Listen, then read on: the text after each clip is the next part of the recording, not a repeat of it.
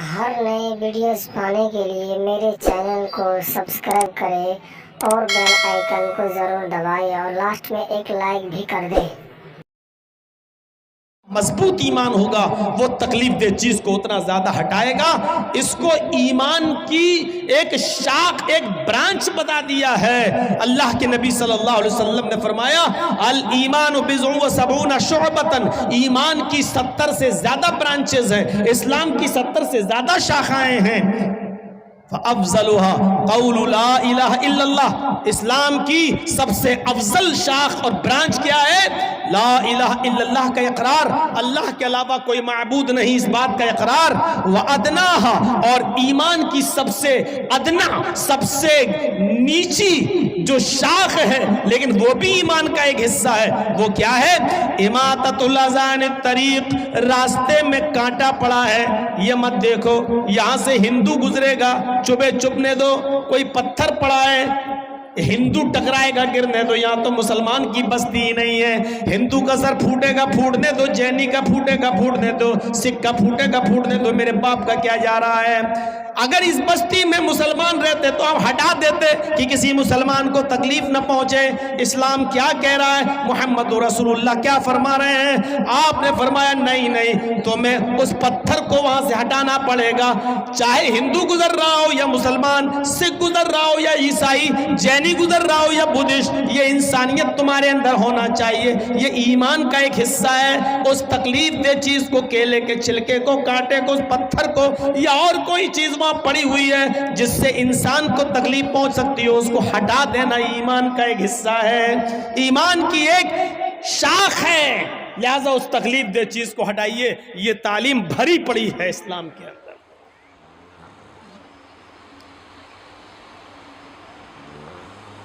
آپ کی بستی میں کوئی کنواں ہے جس میں کھارا پانی ہے، آپ کوئی میٹھے پانی کا کنواں کھدوا دیں یا خرید کر آپ اس کو وقف کر دیں، اس سے ہندو بھی پانی پیے، مسلمان بھی، جین بھی، سکھ بھی، عیسائی بھی۔ غور کرو، جو ایک کتے کو پانی پلا دینے کی وجہ سے ایک فاحشہ اور بدچلن عورت جو اپنا جسم بیچتی تھی، جس کے بارے میں حدیث میں فاحشہ کا لفظ موجود ہے، ایک دوسری حدیث میں جس کے لیے زانیہ کا لفظ موجود ہے، یعنی بدچلن عورت جو جسم بیچا کرتی تھی، ایسی عورت اپنے کسٹمر کو ڈھونڈنے کے لیے اور تلاش کرنے کے لیے کہیں جا رہی تھی، راستے میں اس کو ایک پیاسا کتا دکھتا ہے جو زمین پر اپنی زبان رگڑ رہا ہے، یعنی زمین سے پانی کی امید لگا رہا ہے کہ ہمیں زمین سے کوئی پانی مل جائے۔ اس عورت کو، اس کتے پر رحم آ گیا، اس طوائف کو، اس بدچلن عورت کو۔ ایک حدیث میں آتا ہے کہ اس نے اپنی اوڑھنی، اور دوسری حدیث میں آتا ہے کہ اس نے اپنے پیر کا موزہ اتارا اور اس کو اپنے دوپٹے سے باندھا اور اس کو کنویں میں ڈالا اور اس موزے کو پورا بھگو لیا، تر کر لیا، اور اس کتے کے پاس جا کر اس نے اس موزے کو یا اپنی اوڑھنی کو نچوڑ دیا۔ کتا پانی پینے لگا، وہ عورت کئی بار کنویں سے پانی نکالتی ہے اور اس کتے کو پلاتی ہے۔ اللہ کے نبی فرماتے ہیں اس عورت کی اس ادا پر کہ اس نے کتے کو پانی پلا دیا، اللہ رب العالمین نے اس عورت کو جنت کا مستحق بنا دیا۔ جب مری تو وہ جنت کے اندر داخل کر دی گئی۔ ایک کتے کو پانی پلا دینے کی وجہ سے ایک طوائف، ایک فاحشہ عورت بخش دی گئی اور وہ جنت میں چلی گئی۔ پھر ایک عام انسان کو پانی پلانے کا ثواب کیا ہوگا؟ ایک عام انسان کو اس بھید بھاؤ کو ختم کر دیا جائے کہ کون ہندو ہے، کون مسلمان ہے، کون سکھ ہے، کون عیسائی ہے، کسی بھوکے کو کھانا کھلا دیا جائے، یہ سوچے بغیر کہ یہ ہندو ہے کہ مسلمان ہے، سکھ ہے یا عیسائی۔ میرے بھائیوں، حدیث کی کتابوں میں بھرا پڑا ہے، اللہ کے نبی صلی اللہ علیہ وسلم نے یہ فرمایا کہ جس کا پڑوسی بھوکا سو گیا اور تم کھانا کھا کر سوئے ہو تو تم مومن نہیں۔ پڑوسی کی قید میں ہندو اور مسلمان کی قید نہیں لگائی ہے۔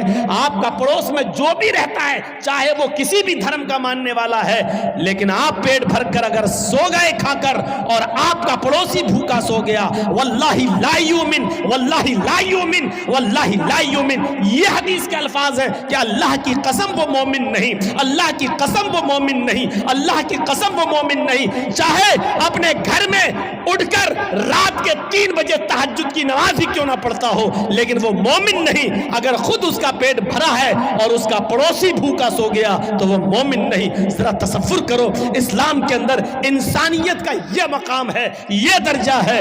وہ کہتا ہے اسلام کہ تہجد بھلے ہی نہ پڑھو لیکن پڑوسی کو بھوکا مت سونے دو. میرے بھائیوں, یہ اسلام کی تعلیم ہے, یہ اسلام کی شکشا ہے. ایک کتے کو پانی پلا دینے کی وجہ سے ایک طوائف جنت میں چلی جاتی ہے, تو پھر انسانیت کو کھلانے اور پلانے والا یہ کتنا بڑا ثواب کا مستحق ہوگا. یہاں سے ہمیں اور آپ کو اندازہ لگانا چاہیے اور اندازہ لگا کر سوچنا چاہیے. ہمیں اور آپ کو ان تمام باتوں پر غور بھی کرنا چاہیے. انسانیت کا یہ درجہ, یہ مقام اگر کسی مذہب نے دیا ہے تو وہ اسلام دیتا ہے. یہ انسانیت کا مقام ہے. سب ایک ہی باپ کی اولاد ہیں, یہ اعلیٰ درجے کی معراج ہے. آپ روزے سے ہیں, اور سنو, آپ روزے سے ہیں اور روزہ بھی رمضان کے مہینے میں رکھ رہے ہیں جو فرض ہے. آپ روزے سے ہیں, آپ کے پڑوس میں ایک آدمی بیمار ہے, ہاسپٹل میں ایڈمٹ ہے, ڈاکٹر نے ارجنٹ بلڈ مانگا ہے, لیکن اس آدمی کا جو آپ کا پڑوسی ہے وہ ہندو ہے, عیسائی ہے, یہودی ہے, کوئی بھی ہے, مسلمان نہیں ہے, مان لو اسلام کو چھوڑ کر وہ دوسرے کسی مذہب کا ماننے والا, مان لو تھوڑی دیر کے لیے, لیکن بیمار ہے. اور ڈاکٹر نے کہہ دیا کہ 1 گھنٹے کے اندر اندر اگر مجھے اس کے گروپ کا بلڈ نہیں ملا تو ہم اس کو نہیں بچا پائیں گے. اس کے بیٹوں کا بلڈ گروپ اس کے بلڈ گروپ سے الگ ہے, اس کی بیوی کا بلڈ گروپ الگ ہے, اور لوگوں کا بلڈ گروپ اس کے گروپ سے الگ ہے, لیکن آپ مسلمان ہیں, آپ کا بلڈ گروپ اس کے بلڈ گروپ سے میچ کھا رہا ہے, اور آپ 1 بوتل خون دے سکتے ہیں اور اس کی جان بچ سکتی ہے. تو ایسی صورت میں آپ کو ڈاکٹر کے پاس جا کر 1 بوتل خون دینا پڑے گا, اس لیے کہ اس کی جان بچانا اس وقت ضروری ہے, آپ اس کی نہیں بچا رہے ہیں.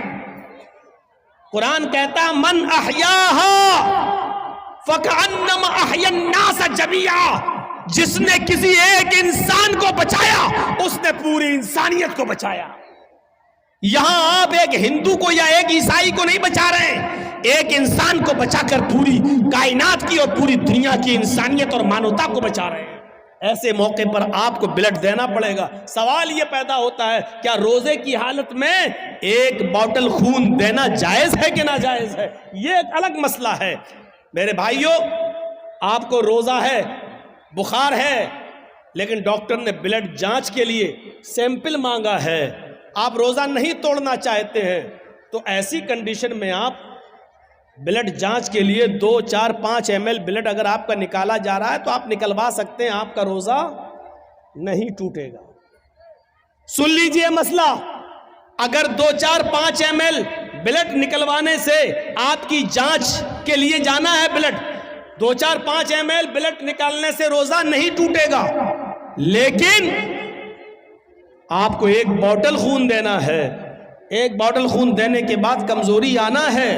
کمزوری جب آتی ہے تو بلڈ نکالنے والے آپ کے ہاتھ میں پہلے ایک بال پکڑا دیتے ہیں تاکہ خون کا سرکولیشن بنا رہے, اور آپ ایسے ایسے بال دباتے رہیں گے اور بلڈ نکلتا رہے گا. اور بلڈ نکالنے کے بعد 1 بوتل خون دینے کے بعد پھر آپ کو 2 بسکٹ, چائے یا کوئی جوس پلایا جاتا ہے. یہ ہر ہاسپٹل کا ایک نیم ہے. لہٰذا ایسی صورت میں آپ روزے سے ہیں تو آپ کا وہ بلڈ لے گا نہیں, وہ آپ کو کہے گا کہ پہلے آپ روزہ توڑیے، کچھ کھائیے، کیونکہ بلڈ نکلنے سے آپ کو اور کمزوری پیدا ہو جائے گی۔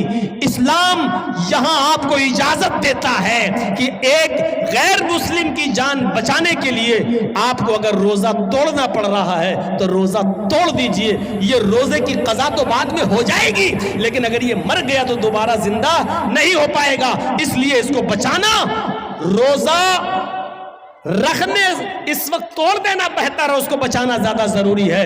لہذا اسلام یہاں آپ کو اجازت دیتا ہے کہ غیر مسلم کی جان بچانے کے لیے روزہ توڑ دو۔ اس سے بڑا درجہ انسانیت کا اور کیا ہوگا؟ وہ سوچیں جو موب لنچنگ کر کے درختوں سے باندھ کر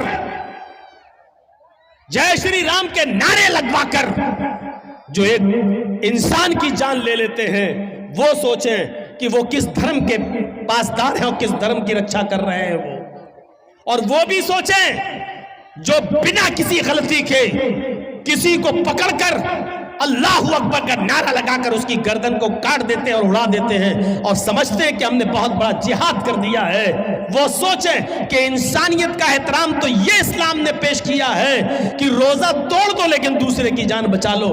اگر تمہارا بلڈ اس کے بلڈ سے مل رہا ہے تو آپ بلڈ دو اور اس انسان کی جان بچاؤ، اس لیے کہ انسانیت کو آپ بچا رہے ہیں، ایک انسان کو نہیں بلکہ ساری کائنات کے انسان کو آپ بچا رہے ہیں۔